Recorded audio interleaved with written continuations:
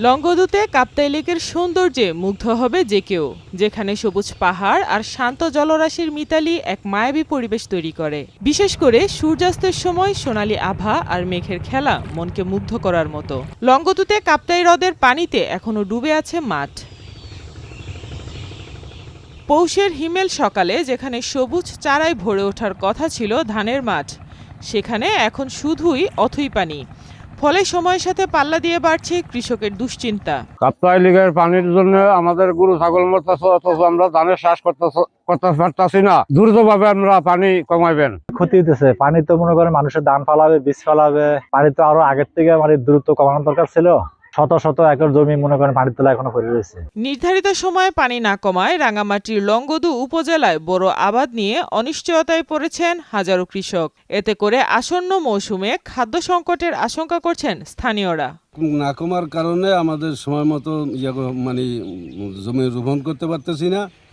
আপনার আবার লাস্টে দিয়ে যাইয়া পানিতে মারিয়ে দিব। কাপ্তাই বাঁধের পানি কমানোর বিষয়ে কৃষকদের জোর দাবি থাকলেও এখনও স্পষ্ট কোনো আশ্বাস মিলছে না।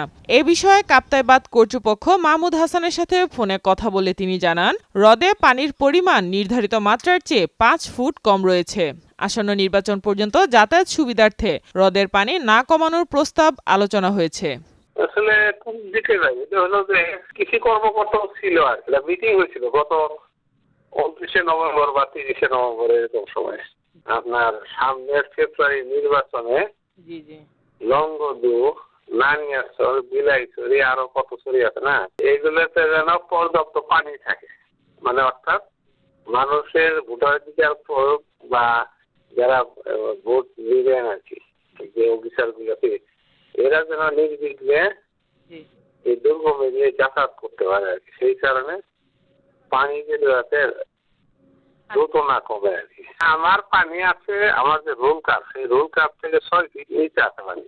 তাহলে এখন 6 ফিট নিচে থাকার পরেও যদি আমাদের 8,000 হেক্টর জমি হয়, শুধু ক্ষতিগ্রস্ত হয়, তাহলে তো এটা একটা সমস্যা। প্রতি বছরের এই সময়েই শুরু হয় বোরো ধানের আবাদ, কিন্তু এবছর নির্ধারিত সময়ে কাপ্তাই হ্রদের পানি না কমায় চাষাবাদ পুরোপুরি থমকে গেছে। ফলে এই বোরো মৌসুমে বোরো ধানের আবাদ ক্ষতিগ্রস্ত হওয়ার আশঙ্কা প্রকাশ করেছেন লংগদু উপজেলা কৃষি কর্মকর্তা ওয়াসিফ রহমান।